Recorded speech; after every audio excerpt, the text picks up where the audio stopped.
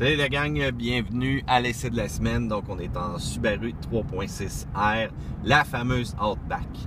C'est sûr, lorsqu'on regarde à l'extérieur, on le voit que c'est pas un véhicule comme les autres, juste par sa garde au sol, son côté très élevé.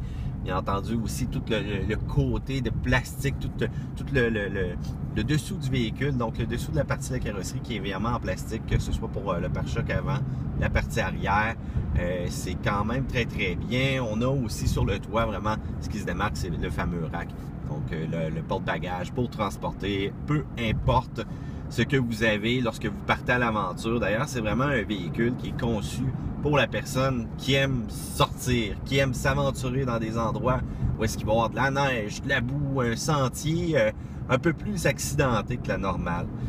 On se rappelle aussi dans le passé, c'est le fameux acteur de Crocodile Dundee qui faisait la promotion de cette fameuse Outback-là. Donc un gars qui sortait un peu de l'ordinaire de l'Australie pour venir à New York. Donc c'est peut-être un peu le style qu'on veut donner.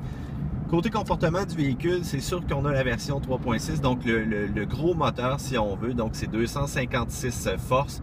C'est quand même très bien. Le tout est jumelé à une CVT. Bon, on le sait, les CVT n'ont pas nécessairement une bonne presse, surtout lorsqu'on a un petit moteur, mais Subaru, de ce côté-là, ils l'ont. Ça, c'est vraiment impressionnant. C'est comme ça que devraient se comporter toutes les CVT. J'explique. Donc, lorsqu'on se promène en véhicule tout simplement à basse vitesse, que ce soit de 0 à 120 km/h, si on ne donne pas une grande pression sur l'accélérateur, ça va être une CVT.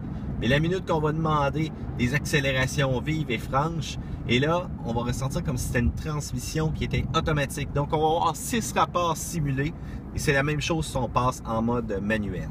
Donc, c'est très bien, ça répond super vite. Lorsqu'on demande une bonne accélération, on n'a pas besoin d'attendre 10 minutes avant qu'il se passe quelque chose. J'aurais juste à peser sur l'accélérateur et voilà, c'est parti, vous l'avez vu. Bon, la sonorité aussi du moteur à plat est quand même assez particulière. Vous auriez le choix aussi pour avoir un moteur, un 4 cylindres à plat. Donc, lui, cependant, développe 175 forces. C'est un peu juste, surtout si vous chargez le véhicule avec plein de passagers, plein de stock. Vous allez peut-être trouver que ça manque un peu de pep. Mais c'est sûr, si vous promenez à vide, ben, c'est quand même très bien. On parle de traction intégrale avec Subaru.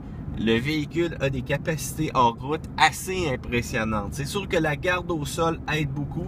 Et on a un petit bouton X-Mode qu'on appelle, donc qui va maximiser la traction justement en terrain, que ce soit boueux, que ce soit sablonneux ou autre. C'est sûr que ça a ses limites. Il faut toujours faire attention lorsqu'on sort hors route avec un véhicule comme ça. Ce n'est pas nécessairement un camion. Et c'est parfait lorsqu'on se rend dans disons, une trail de vélo éloignée, puis bon, quelques rochers ou encore tout simplement de la boue. Ça va nous permettre vraiment de travailler. Il faut dire aussi que c'est pas des pneus hors route. Et ça, justement, lorsqu'on regarde l'extérieur du véhicule, on voit que c'est pas des 18 pouces, bon, avec un flanc de pneu qui est très peu élevé. On voit que c'est vraiment un pneu qui est beaucoup plus ballon, qui est capable d'en prendre. Quand même un roulement aussi qui est intéressant. Ça n'aura pas trop de roulis dans les virages malgré qu'on est surélevé. Mais c'est sûr que ce n'est pas un véhicule à vocation sportive. Donc on va rapidement se rendre au bout de ces pneus-là, surtout pour la tenue de route. L'espace de chargement, c'est bien. Côté intérieur, c'est correct, surtout avec le nouveau redesign. Que ce soit au niveau du tableau de bord, que ce soit au niveau vraiment de la console centrale. Petite lacune cependant au niveau de la chaîne sonore, c'est incroyable. Là. Je comprends pas comment ils font pour mettre des radios d'aussi piètre qualité. On a un système Starlink à l'intérieur qui se relie au iPhone ou autre, qui permet d'aller consulter des nouvelles, d'accéder à sa liste de musique, de voir la météo, d'une lenteur incroyable, tellement long, tellement plate.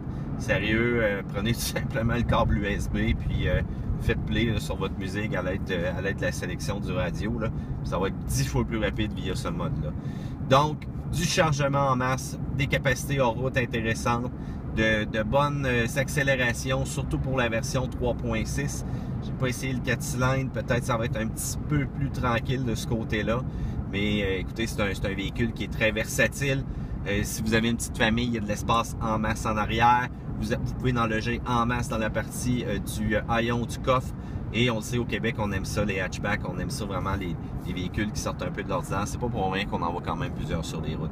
Donc, du côté gamme de prix, on peut partir à 27 995 $, ce qui est très bien pour un véhicule intégral de ce format-là. Et si vous allez vers les versions les plus équipées, on parle de 41 000 $, donc 40 995 là, arrondi. Là, ça commence à être un petit peu cher, là, cependant. Mais écoutez, si jamais vous essayez un modèle d'essai comme ça, pas trop équipé avec le 3.6, il y a moyen de s'en sortir dans la tranche des 30 quelques mille $. Donc, c'est quand même pas si pire. Allez consulter le site web de Subaru si vous voulez plus de détails. Ou encore, vous pouvez m'écrire en tout temps sur Facebook. À la semaine prochaine.